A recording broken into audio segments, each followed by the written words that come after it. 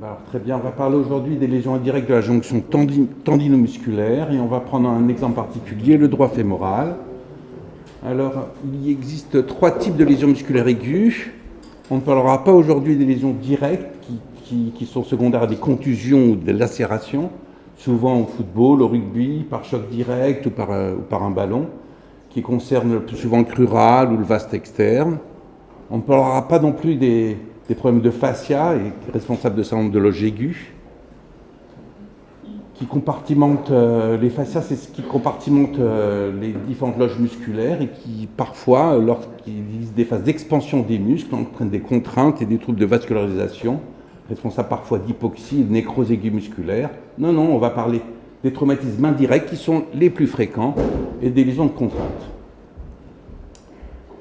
Ces lésions de contrainte siègent vraiment à la jonction entre le tendon, qu'on retrouve ici sous forme d'une petite bande noire, et à la jonction avec le muscle adjacent, responsable d'un œdème à l'interface.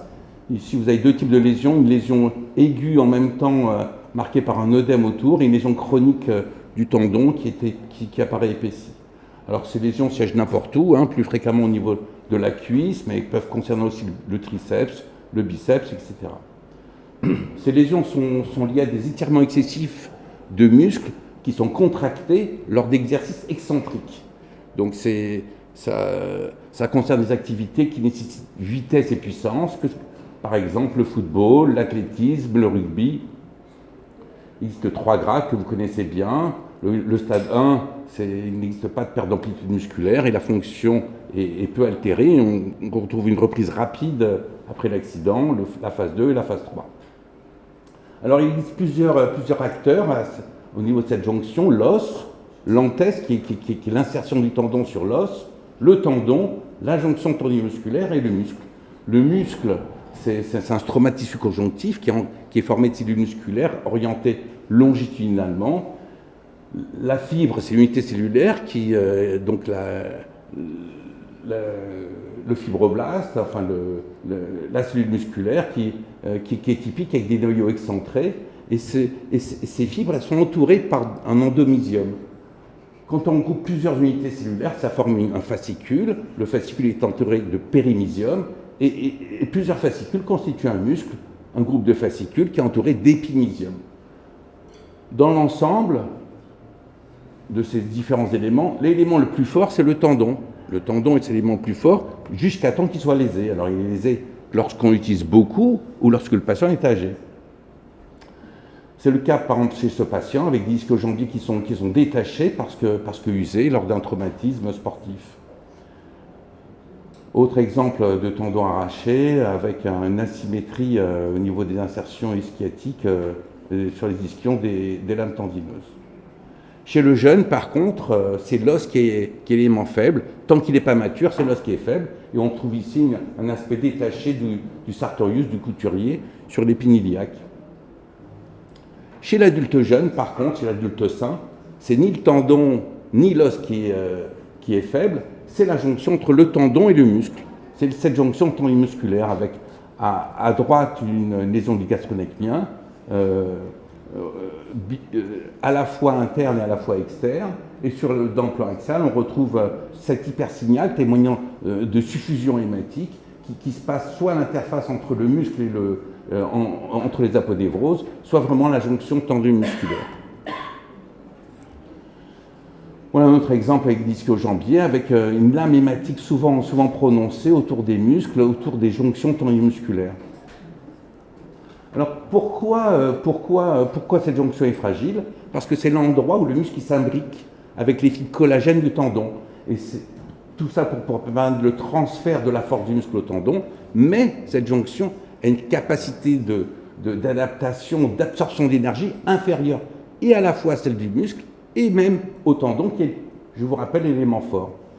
Alors, se surajoutent des variantes en fonction de certains muscles et de certains tendons. Certains tendons sont longs, certains tendons sont courts.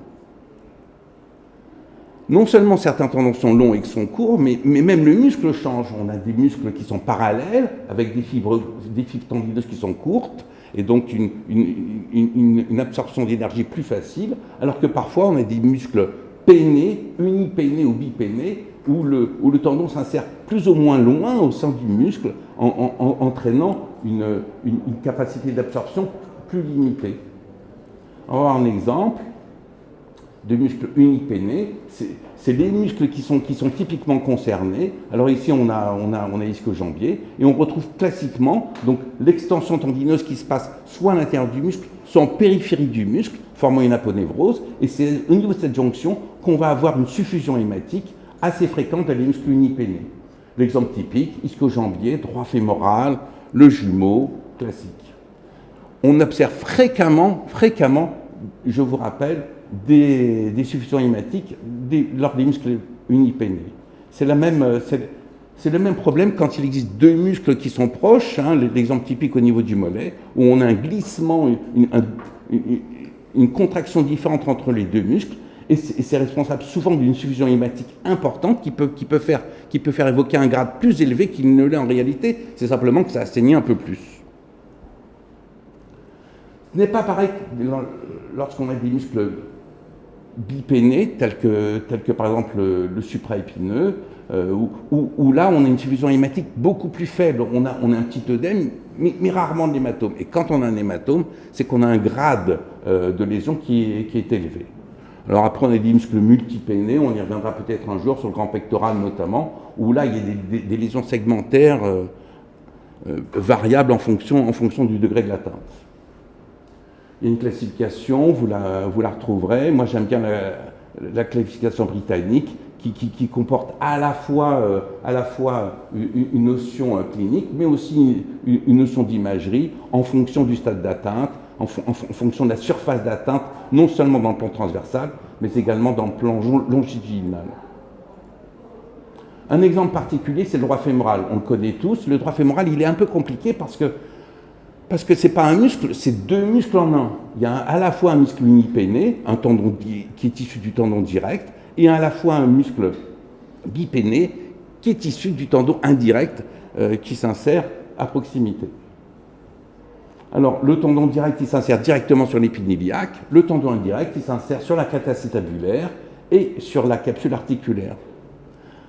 Comme vous le pouvez constater sur l'image de droite, ces deux tendons ne se fusionnent pas. Le tendon direct, il va être responsable d'une aponévrose qui va couvrir la face antérieure du muscle, qui va s'étendre assez loin devant, alors que le tendon indirect, il va être responsable d'une lame tendineuse qui va être orientée dans le plan sagittal, en plein corps musculaire du droit fémoral. C'est donc une configuration d'un muscle dans un muscle. Donc à la fois un muscle unipéné, le tendon direct, et qui est issu du tendon direct, et à la fois un muscle bipéné qui est issu du tendon indirect. Cette lame tendineuse directe, elle s'insère donc sur l'épine iliaque antéro-inférieure. On voit à la fois la réunion de ces deux tendons qui va former un tendon conjoint, mais ces deux tendons restent séparés avec la lame superficielle, le tendon direct, et la lame intramusculaire, le tendon indirect. Chez l'enfant, donc ça peut s'arracher sur l'os, classiquement. Ailleurs, on va avoir une atteinte du tendon indirect, le long de la crête acétabulaire, et parfois une lésion du tendon direct, un peu moins fréquent que le tendon indirect. Quand on a finalement la jonction tendinomusculaire, il y a plusieurs types de lésions, soit une atteinte du tendon direct à la face superficielle, soit beaucoup plus fréquent, une atteinte du tendon indirect vraiment intramusculaire avec cet hypersignal qui vient entourer cette lame sagittale et qui s'étend plus ou moins loin. Ce sont typiquement des lésions de stade 2 un peu sévères. Voilà comment ça se présente, un œdème autour de cette lame tendineuse avec un aspect dit en œil de bœuf dans le plan axial, une extension longitudinale assez prononcée. On a parfois des lésions cicatricielles, bien évidemment, avec un aspect de lame tendineuse épaissie. Le troisième type de lésion est un peu méconnu, c'est ce qu'on appelle un degloving chez les anglo-saxons.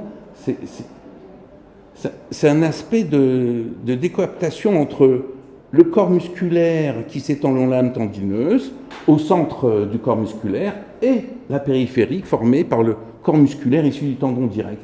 Et ça va être responsable assez souvent d'une rétraction qui est plus ou moins importante, souvent de l'ordre de 1,5 à 3 cm, entourée d'une lame tendineuse, d'une lame hématique, autour de ce corps musculaire rétracté. Alors je ne sais pas pourquoi ils ont appelé ça un degloving, moi j'aurais plutôt appelé ça, alors voilà, ça c'est une forme plus limitée, avec un aspect d'œdème et un aspect pré-rupture, alors qu'en bas on a vraiment une rupture avec une rétraction.